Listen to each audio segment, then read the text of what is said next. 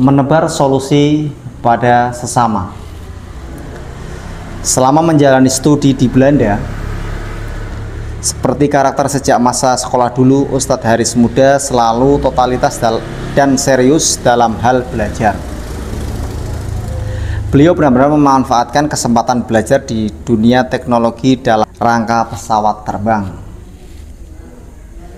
Selain itu, Ustadz Haris Muda juga menyiapkan kisah inspiratif ketika di luar dunia kampus.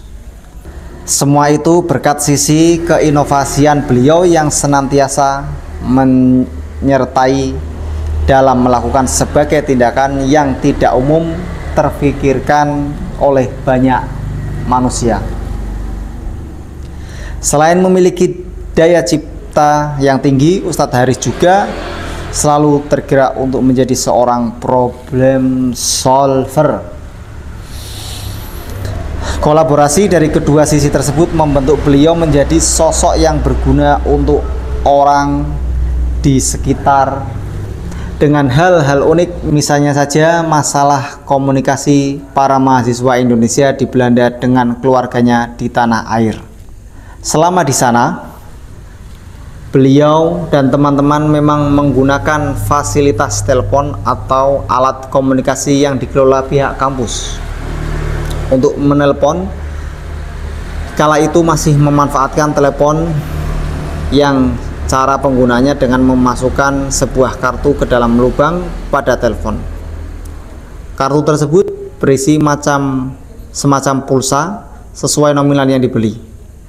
Setiap satu kali panggilan, tarif telepon yang ditangguhkan sangat mahal, terutama jika penggunaan adalah mahasiswa rantau. Seperti Ustadz Haris Muda, teman-teman lain yang pergaulannya, kebutuhan hariannya pun ditanggung sendiri.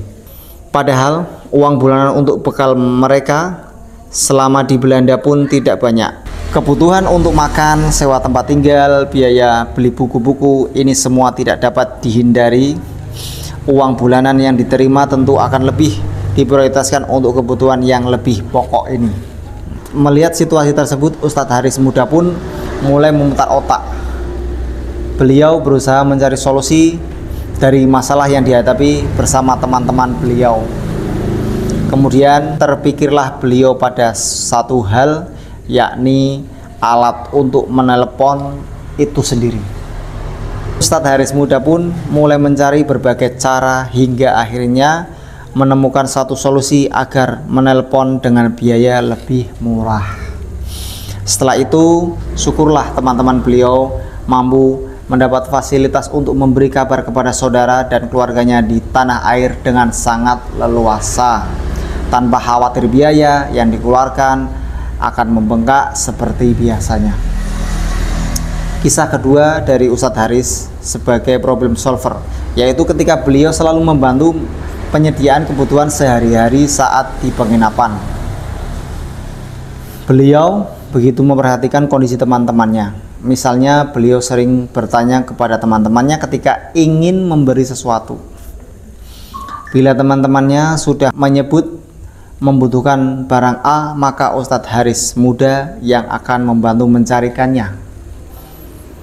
Bahkan, beliau pula lah yang akan memberikan kebutuhan-kebutuhan tersebut terlebih dahulu. Beliau tidak pernah keberatan untuk melakukan tindakan-tindakan tersebut. Tidak pernah ada rasa berat untuk berkorban demi teman-teman. Tidak pernah juga ada perasaan dikorbankan. Semua yang beliau lakukan adalah tindakan lurus dari dalam hati, murni, tanpa niat dan tujuan ingin dipuji atau sekedar mendapat balas budi di kemudian hari. Selain selalu berusaha memudahkan urusan orang lain, Ustadz Haris Muda juga gemar mengumpulkan teman-teman beliau ini di apartemen tempat tinggal beliau. Tempat tinggal beliau memang berupa apartemen yang cukup lapang untuk bisa menampung banyak orang. Hampir setiap hari ada saja kawan yang main atau sekedar mampir ke tempat beliau. entah untuk diskusi terkait perkuliahan ataupun mengobrol hal-hal di luar dunia perkuliahan. Jadi tidak pernah heran apabila tempat beliau tidak pernah sepi dari tamu. Selain itu, Ustadz Haris Muda juga merupakan sosok yang mau berteman dengan siapa saja, hingga jangkauan pertemanan beliau sangat luas, tidak terbatas dari teman-teman Indonesia. Memang pantas jika beliau memiliki banyak teman karena sifat yang ramah dan suka bergaul. Begitulah beberapa kisah inspiratif Ustadz Haris Muda yang menembus studi di Belanda. Beliau juga menunjukkan kesuksesannya di bidang non-akademis dan dalam menjalani kehidupan. Sikap kreatif dalam memberikan satu solusi atas masalah hingga jiwa empati kepada sesama, beliau tidak pernah berhenti menyertainya.